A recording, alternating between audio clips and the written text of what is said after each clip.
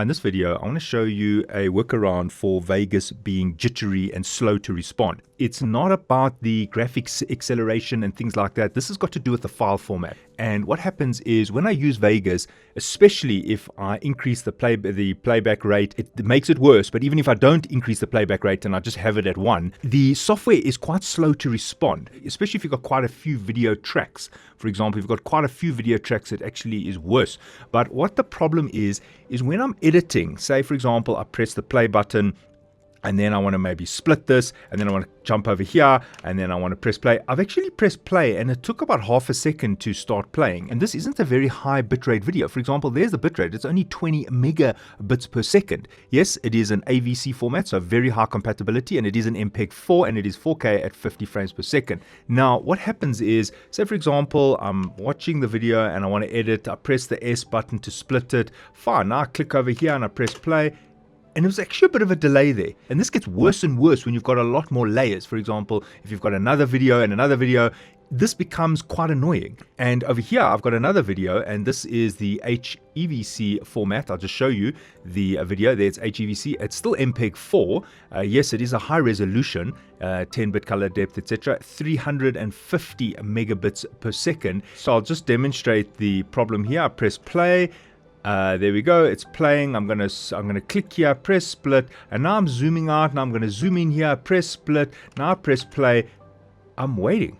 Nothing has happened. There we go. Jeez, that was almost 2 seconds. And let's try again. I'm zooming in. I've actually zoomed in. I'm still waiting.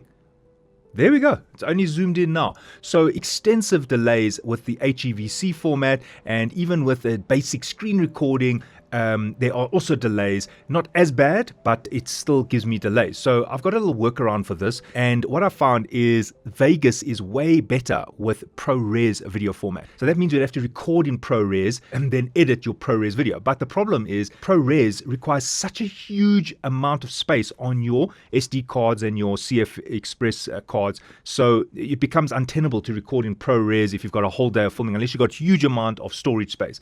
So what I've been doing is I've been converting my videos from these formats to ProRes. So I just wanted to show you that and share how I get around this obstacle. So I still record in MPEG-4. So for example, here are the 2 videos I was talking about. This is the OBS screen recording. It's an 8-minute video. It's like 1.2 gigs. And then here is that HEVC video. It's 17 gigs for 6 minutes, but keeping in mind the bitrate is very high. And what I do is I have to convert these to ProRes. So I've been using shutterencoder.com, and I've been using it now for a couple of months, and it actually works really well. So you download it, okay, and you can obviously donate if it works for you, which I have donated because I've actually used this so much now. Unfortunately, when you install it, it has this Windows protected your PC if you're on the Windows platform, so you have to say run anyway. Okay, so I'm actually upgrading because I already have installed this.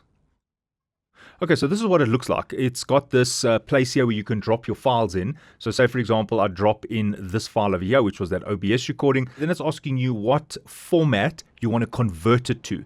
So in this case, I'm just showing with the Apple ProRes. So I click on the ProRes, then it does expand the software. Yeah, so I'll just maximize it so it's more visible.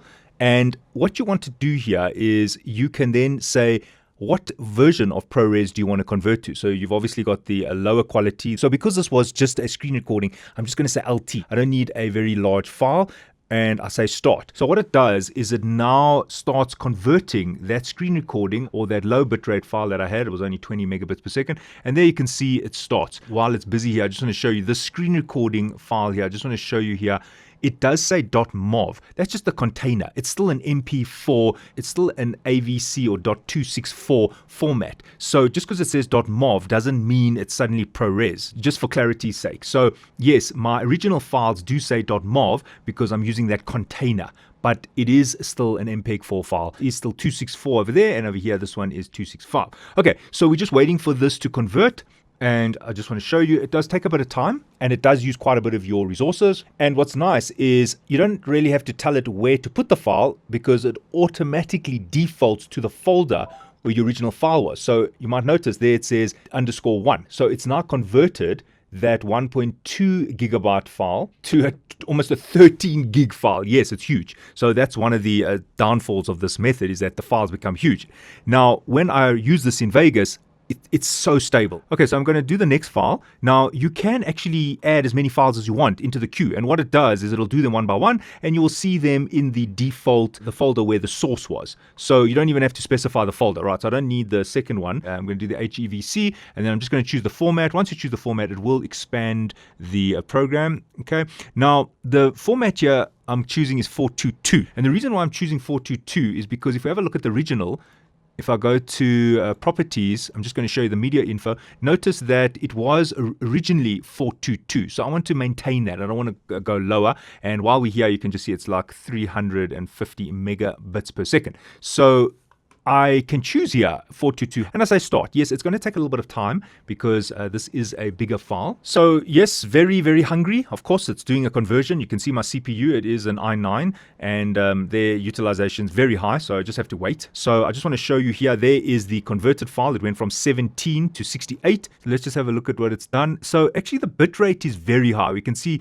it is much higher than the original. It's 1,400 megabits per second, but it did keep the 422. So obviously you could choose a lower bit rate if you want. The point is to show you, even with this big file, how Vegas responds. Now, the reason why it responds so well is everything's contained in the file. So now Vegas doesn't have to work as hard when it edits the video. I'm going to bring in these files. There's the OBS recording, and there is that HEVC file. So this was the original, and this is the converted to ProRes. This is the original, and this is converted to ProRes. So let me just show you now. The playback rate is 1.3 times. So I'm pressing play.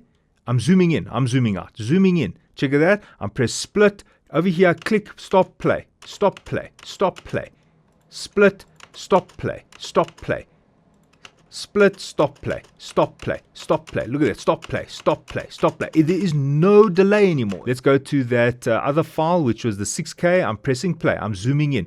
I'm zooming out. I press split, zoom out, zoom in, zoom out, zoom in. I press stop, play. Check it out. Stop, play.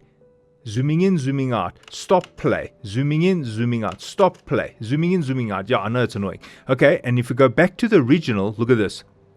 Stop, play, zooming in, I'm waiting, yeah, and it still hasn't played. I pressed play, it never actually played. Let's do it again. Yeah, play, waiting, nothing, okay? Stop, play. Stop, play, split, zoom in, zoom out, stop, play, 1, 2, 3 seconds. So what I'm showing is if you edit in the ProRes format, I think you're going to find that the stability and the speed of your editing is going to increase, especially if you're someone who edits at a fast rate. Like even check that, 1.6. Oh, and then I never mentioned, remember that it also depends on how your preview is. I've got it to best full. Check it out, best full. Okay, there's my preview window. Check. Stop, play, zoom in, stop, play.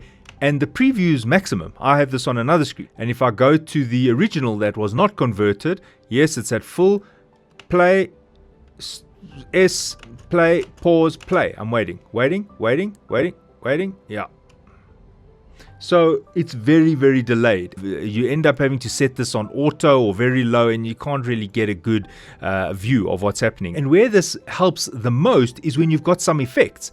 None of these videos that I was showing you even has an effect. So I've just put a little transition here. For example, I split, go like that, adding a little transition. And now I want to press play. And we're here at the transition. I press play. I'm waiting.